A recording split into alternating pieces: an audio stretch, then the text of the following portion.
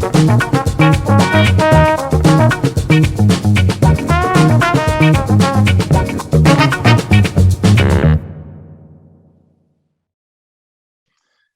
everyone. Welcome once again to another installment of our Bigger Picture Show interview series, where we talk to local artists about their contribution to this year's Bigger Picture Show, a gallery-style poster show where Indie's best designers and illustrators reimagine classic film posters, all to benefit Indie Film Fest and sponsored, of course, by Lodge Design.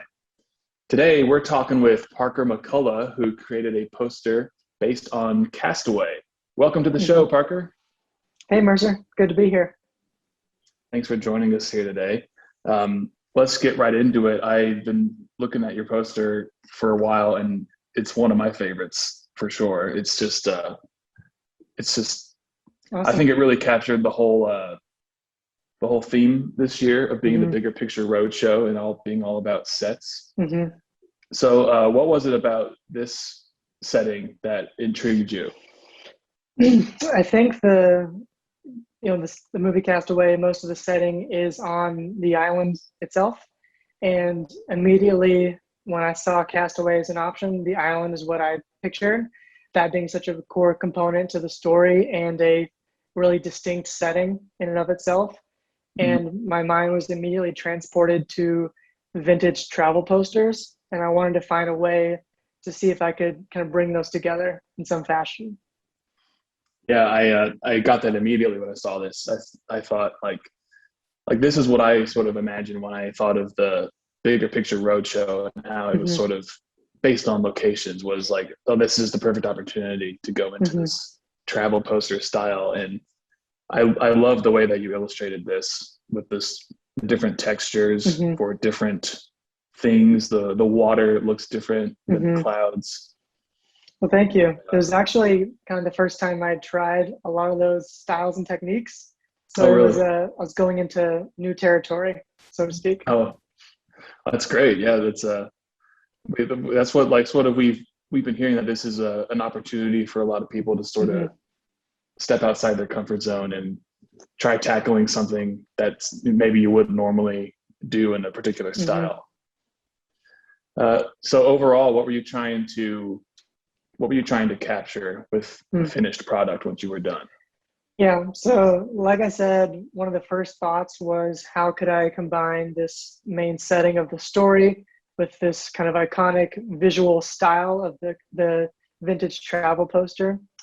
And knowing that this theme was all about more location than necessarily characters, I did want to highlight the island and the surroundings and almost have multiple layers of meaning. So like the intent is, maybe on first glance, it might just look like a reproduction of a vintage travel poster, but the more time you spend looking at it, you might see the FedEx box or Wilson or the notches on the trees, or see that some of the copy at the bottom nods to the actual situation at play. Yeah, I love, that's one of my favorite parts about this poster is the small details that you put into it. And it's one of those posters that rewards you for looking at it more. One, because you want to look at it because it's so visually appealing, and two, you start to see things like, you notice, probably the first thing I noticed was Wilson and the FedEx boxes, and then finally you realize that, oh, there's somebody's been making notches on this tree. And I also love this as the film that you chose, because I know this is said of a lot of films, but like in this movie in particular, the setting of the island is almost like another character. It really is. It plays such a big role in the story and changes or affects so much. And just like you were hitting on there, I almost wanted to have layers of what you see and when. Like, for example, the subtlety of the notches on the tree versus kind of wanted to have Wilson in the boxes be a little more prominent than that, so that you're not spending too much time like, what is this, that you can kind of get it pretty quickly and there's that payoff moment. But the longer you look, the more is revealed, hopefully. Yeah. Oh, exactly. So how exactly did you go about creating this? Like, what did you go into it with a strategy in mind? And did you use any particular programs or software? So for most posters or designs similar to this, I always like to start out pencil to paper, analog. I think that's a successful way to get some early ideas out quickly. Mm-hmm. And at a certain point, once the concept or maybe a rough thumbnail sketch is feeling and looking good, at that point, I might move to digital. So for this poster, I believe after completing the initial sketch, I actually moved to using Procreate on my iPad Mm-hmm. to then fill in a lot of the detail and bring the design from sketch to kind of full fidelity, all the shading, all the texture, all the colors. At some point, I think I took it to desktop and was in the Adobe suite, so in Illustrator and Photoshop, Hmm. tweaking colors and textures and things, doing some formatting and all that jazz. Cool.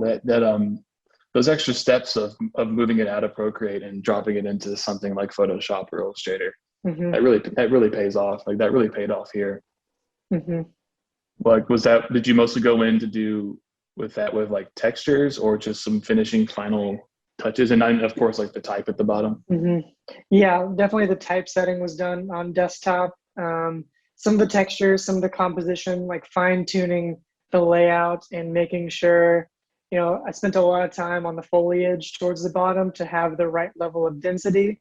Wanted it Mm, to appear like a bit wild, a bit unkept, so that it appeared that, this isn't maintained, but mm-hmm. not too thick so that it didn't want to overtake the composition. And so a lot of those individual plants and elements were on different layers. So I spent a lot of time moving them around to find the right level of density and uncovering Wilson the right amount and the FedEx boxes the right amount and things like that. Oh, nice.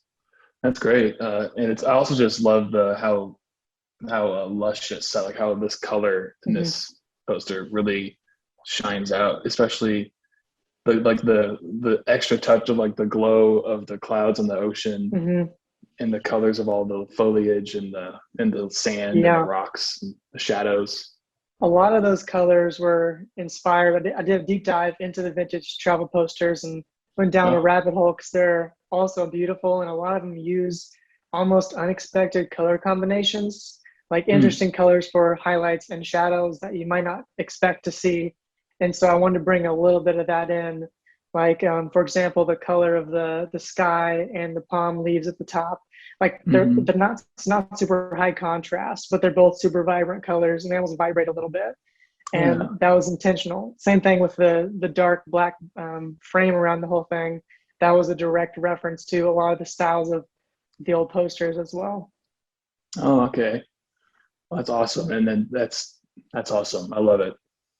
Um, so what would you say if you had to pick, like, Mm-hmm. what's one of your favorite things about the bigger picture show as a whole? Mm. I think the whole thing is great, and I'm super honored to be a part of it. Now for my second year, I believe.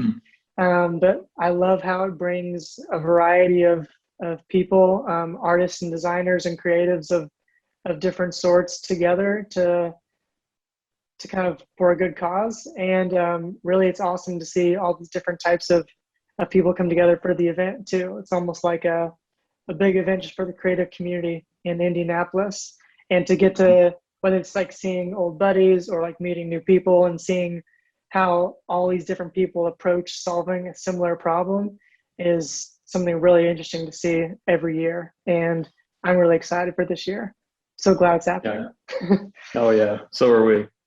So are we. And it's yeah. I that the seeing everyone's different styles and different takes on interpreting movies has got to be Mm-hmm.